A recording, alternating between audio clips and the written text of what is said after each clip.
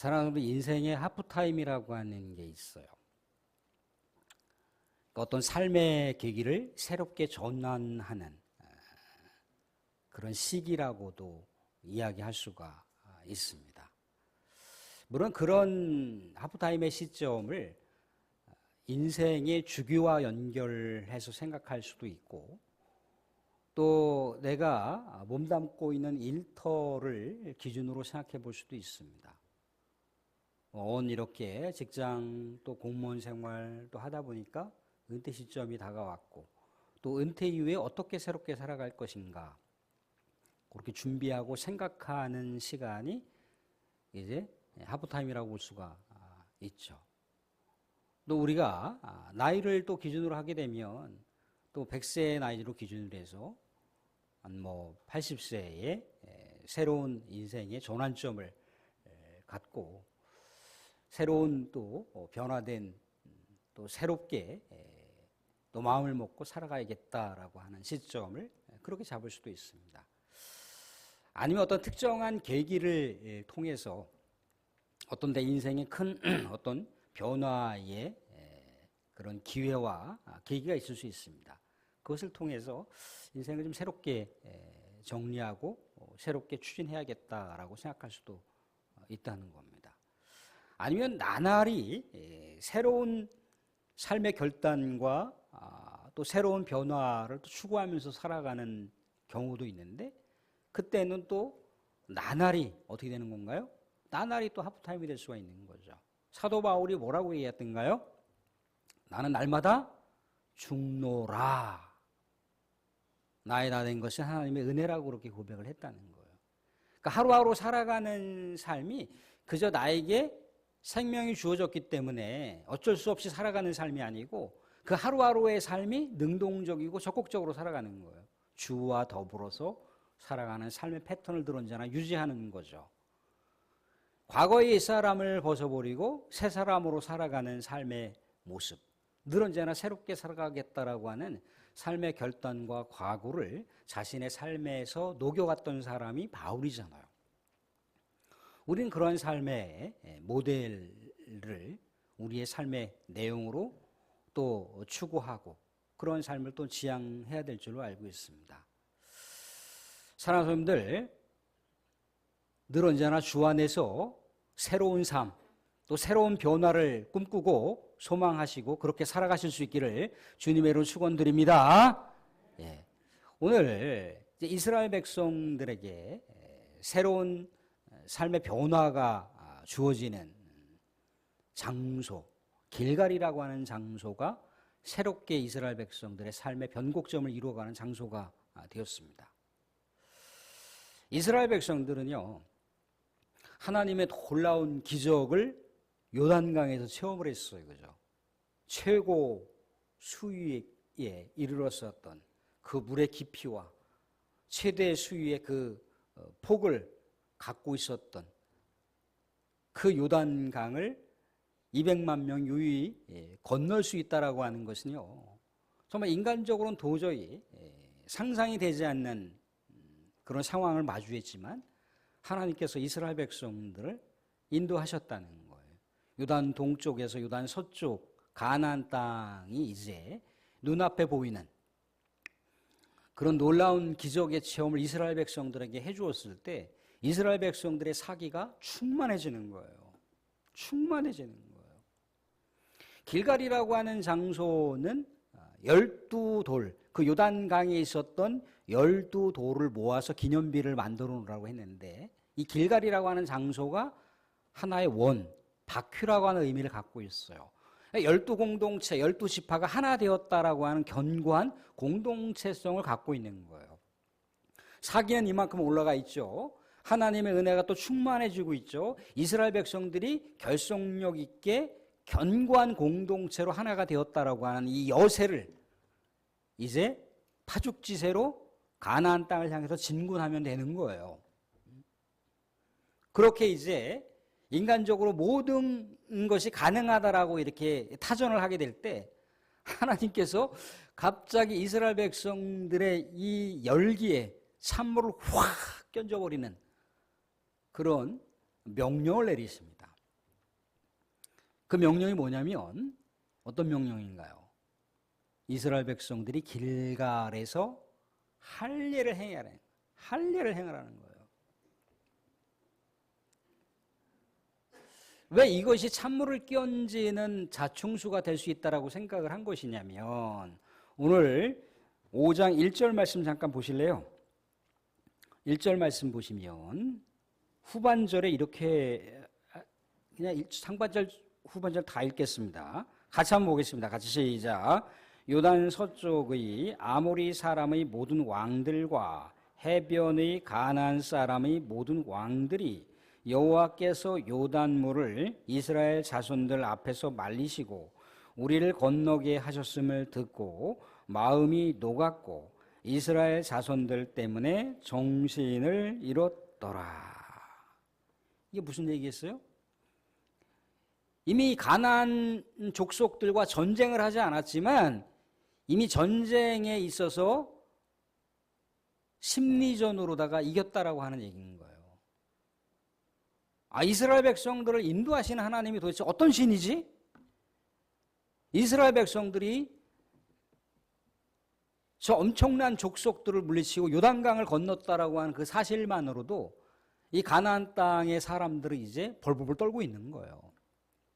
이미 심리적으로 패배를 하고 있는 이런 상황인 거죠. 그냥 이스라엘 백성들이 견고한 결속력을 가지고 그냥 이동만 하더라도 가나안 족속들은 전쟁하지 않고 도망할 수 있는 그런 엄청난 분위기거든요.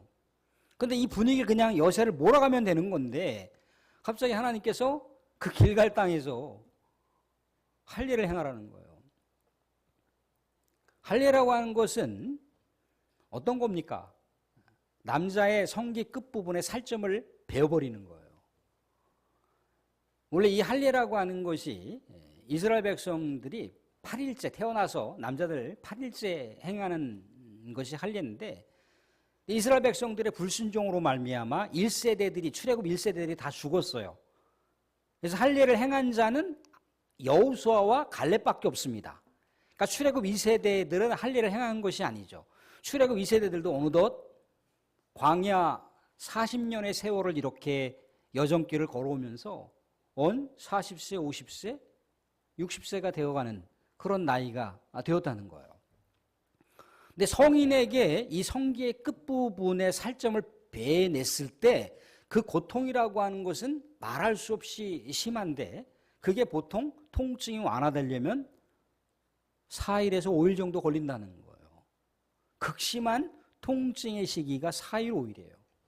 지금 전쟁을 코앞에 두고 모든 남정네들이 고통 가운데 있게 되었을 때 상대 진영이라고 일컬어지는 가나안 땅에서 이스라엘 백성들의 동태를 파악하는데 계속 뭔가 신음을 호소하고 있고 평상시 활동을 하고 있지 못하는, 활보하고 있지 못하는 이스라엘 백성들을 그들이 파악을 했을 때 이 가나안 족속들은 거인족들이고 가나안 족속들은 전쟁에 능한 자들입니다.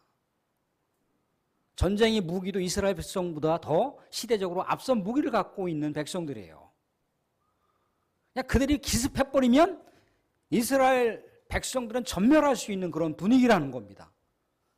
그런데 왜 하나님이 왜 이 시점에서 왜 이 장소에서 이스라엘 백성들의 사기가 충만해질 때 왜 갑자기 할례를 행하라고 하실까?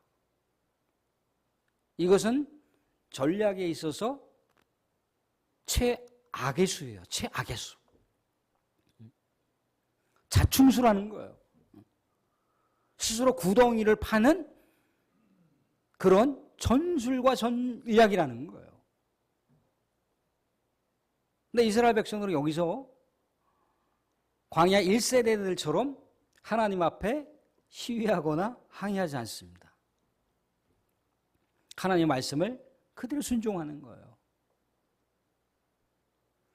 근데 사랑하는 성도들, 사람의 관점으로 생각해 볼 때는 이것이 최악의 수고 이것이 최악의 자충수라고 생각할 수 있을지 모르지만 하나님의 관점에서는 이것이 가장 최고의 신의 수예요. 가장 우리 하나님의 거룩한 백성을 위한 하나님의 묘수라는 거예요. 왜 그렇습니까? 오늘 말씀 가운데 9절을 한번 보도록 하겠습니다. 9절. 9절 같이 한번 읽어보겠습니다. 같이 시작. 여호와께서 여호수아에게 이르시되 내가 오늘 애굽의 수치를 너희에게서 떠나가게 하였다 하셨으므로 그곳 이름을 오늘까지 길갈이라 하느니라. 중간에 보시면 애굽의 수치를 너희에게서 떠나가게 하셨다, 굴러가게 하셨다, 멀리 하셨다. 이게 길갈의 의미를 내포하고 있다는 얘기예요. 그러니까 길갈은 사람의 관점에서 생각해 보게 되면 뭔가 이스라엘 백성들이 최대의 은혜를 갖고 최고의 어떤 전투력을 가질 수 있는 장소가 바로 길갈일 수가 있지만 하나님의 관점에서는 그 인간적인 열기를 다 내려놓아야 된다는 거예요. 인간적인 전투태세를 다 내려놓아야 된다라고 하는 이야기입니다. 새로워져야 된다는 얘기예요. 그래서 말씀을 계속해서 이어가도록 하면 15절 한번 보시겠습니다. 15절 보시면 15절도 같이 한번 읽어볼게요. 같이 시작. 여호와의 군대 대장이 여호수아에게 이르되 내 발에서 신을 벗으라 내가 선 곳은 거룩하니라 하니 여호수아가 그대로 행하니라. 길갈 옆에 있는 여리고에서 여호수아가 하나님의 군대 장군을 만난 거예요. 근데 하나님의 군대 대장이 이 여호수아에게 이야기하기를 뭐라고 얘기하냐면 내가 선 곳은 거룩한 곳이라는 거예요. 그러니까 신발을 벗어야 된다는 얘기예요. 신발을 벗으라고 하는 얘기는 권리를 포기하라는 얘기거든요. 인간적인 권리를 하나님 앞에 내어드려야 된다는 얘기예요.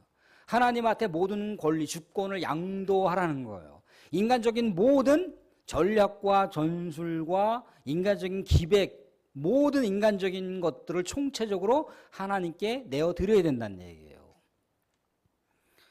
결국 이 길갈 여리고 땅에서 이제 이스라엘 백성들이 가나안으로 진군할 때는 인간적인 전투태세를 가지고 전쟁에 임해서는 안 된다라고 하는 얘기를 해주고 있는 거예요. 가나안 땅과의 전쟁은요, 거룩한 전쟁이라는 거예요. 물리적인 전쟁에 있어 무기가 중요한 것일 수 있지만 또한 인간병법의 전략과 전술이 중요할 수 있다라고 생각할 수 있지만 이 거룩한 전쟁에서 가장 중요한 건 뭡니까? 거룩이라는 거예요. 거룩이라고 하는 것은 하나님의 속성이잖아요. 그죠? 하나님이 명령하는 것을 순종해야 된다는 거예요. 그렇지 않고서는 이스라엘 백성들은 새로워질 수가 없다는 거예요. 그래서 길갈에서 할례라고 하는 것을 행하라고 하십니다. 옛날의 사고방식, 옛날에 갖고 있어서 선입견을 완전히 내려놔야 된다는 얘기예요. 그 기점이 길갈이라고 하는 기점입니다. 옛날에 있었던 모든 사고, 사유 다 내려놓으라는 얘기입니다. 왜? 이스라엘 백성은 언약 백성으로서 이제 새로운 땅 가나안에서 새롭게 살아가야 되기 때문에 그래서 여리고에서 유월절을 진행을 할 때 그동안 먹었던 만나가 다시는 먹을 수가 없는 만나가 되었고 이제는 가나안 땅에서 소출되는 양식을 먹었다라고 성경에 기록되어 있어요. 여호수아 쪽 15장 읽어보시면 그런 내용들이 나옵니다. 그러니까 이스라엘 백성들은 이제 종살이했던 삶, 광야 노정에서 훈련되었던 모든 삶을 이제 총체적으로 정리하고 언약 백성으로서 새로운 삶을 살아가야 되는 새로운 분기점, 변곡점이 바로 길갈이라는 거예요. 길갈. 서두에서 말씀드렸죠. 그 변곡점이라고 하는 것은 우리가 나이를 기준으로 볼 수도 있고 아니면 일터와 직장을 기준으로 볼 수도 있고 아니면 우리의 마음가짐을 기준으로 볼 수도 있습니다. 80세 초반 되시는 어떤 권사님하고 이렇게 얼마 전에 통화를 하는데 그 권사님이 그러시더라고요. 목사님, 저는 꽃중년의 삶을 살아가고 있어요. 아니 80 초반의 노인이 무슨 꽃중년의 삶을 살아가? 그런데 생각이 그러시다는 거예요. 생각. 에휴 나는 늙었으니까 뭐 이렇게 살다가 하나님 부르시면 가야지. 그게 아니고 꽃중년의 삶을 살아간다는 거예요. 꽃중년의 삶. 그래서 하루하루 살아가는 게 기뻐요. 너무너무 신나요. 얘기를 하시고 있는 거예요. 80세 초반 되신 분이. 삶의 자세가 그렇다는. 우리는 맨날 주 예수와 함께하면 그 어디나 하늘나라라고 그렇게 얘기하면서 하늘나라가 있습니까? 여러분들 삶 속에? 날마다 그냥 우거지상대 지옥같이 살아가고 있어.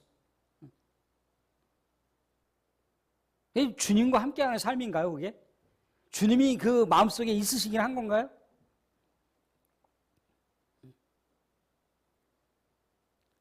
그러니까 그런 삶이 없을 때 이스라엘 백성이 이대로 가나안 족속들과 전투를 했을 때 어떻게 되겠습니까? 가나안 전투는요, 이스라엘 백성들은 이 가나안의 족속과 전투할 때 상대가 안 돼요. 전략과 전술에 있어서 상대가 되지 않습니다.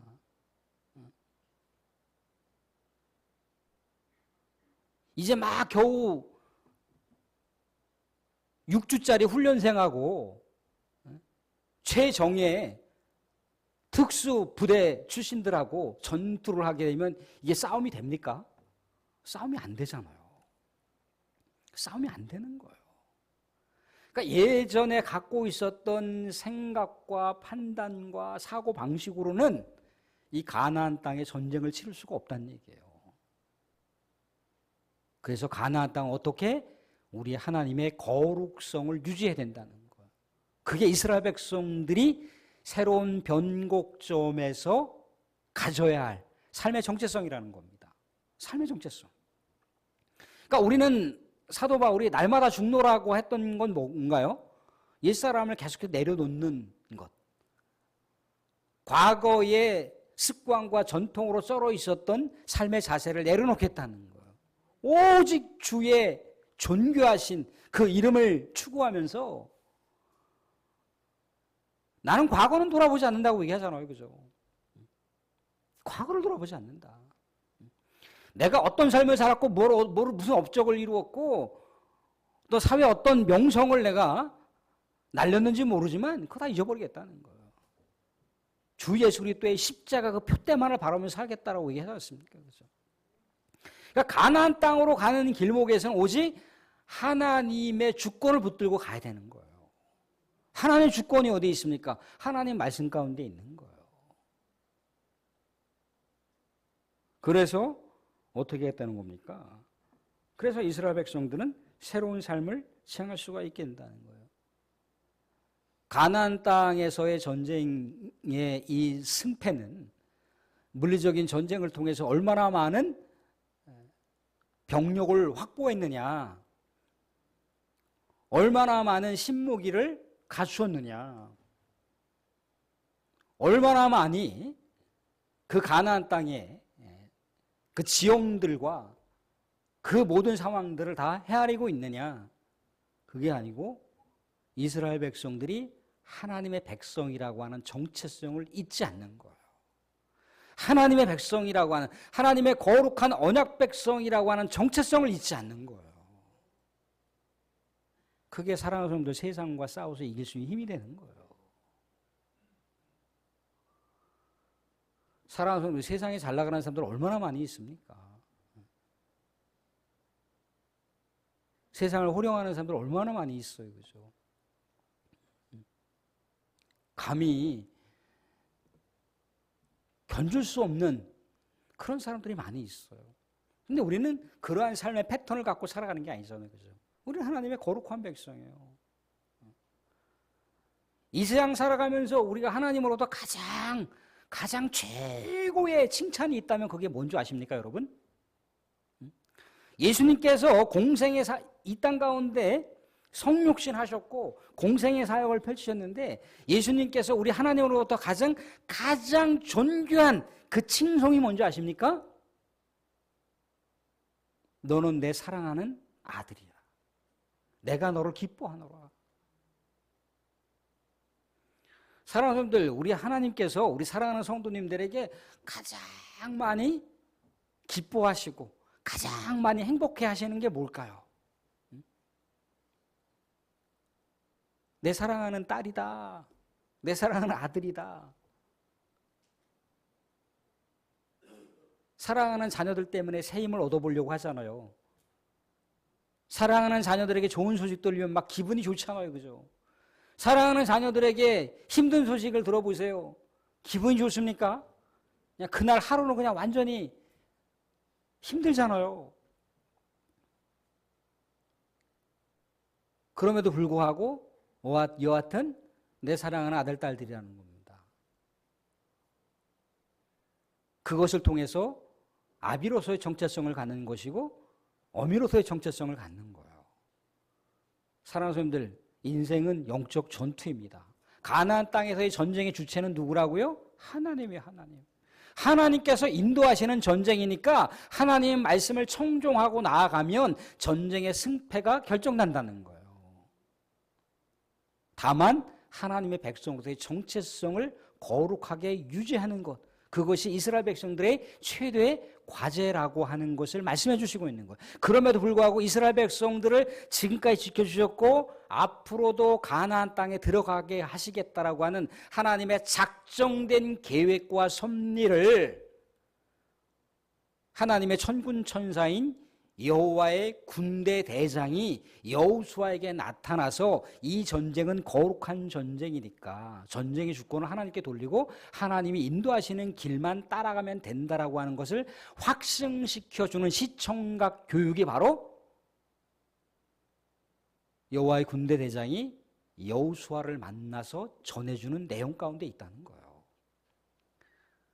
사랑하는 사람들, 우리 주님과 더불어서 인생을 새롭게 디자인해 가실 수 있는 존귀한 우리 하나님 백성 되실 수 있기를 주님으로 축원드립니다. 언제나 우리가 하나님의 백성이라고 하는 정체성, 하나님의 아들, 딸이라고 하는 정체성을 잊지 마시고 이 땅 살아가는 데 있어서 최대 전쟁의 승부수는 우리 하나님의 거룩성이라고 하는 것을 잊지 마시고 날마다 주 앞에 우리의 모습을 거룩하게 성찰하시면서 인생의 새로운 변화를 날마다 꿈꾸시고 날마다 그렇게 실현시키시면서 살아가실 수 있는 은혜가 저와 여러분 가운데 있어지기를 주님의 이름으로 축원드립니다.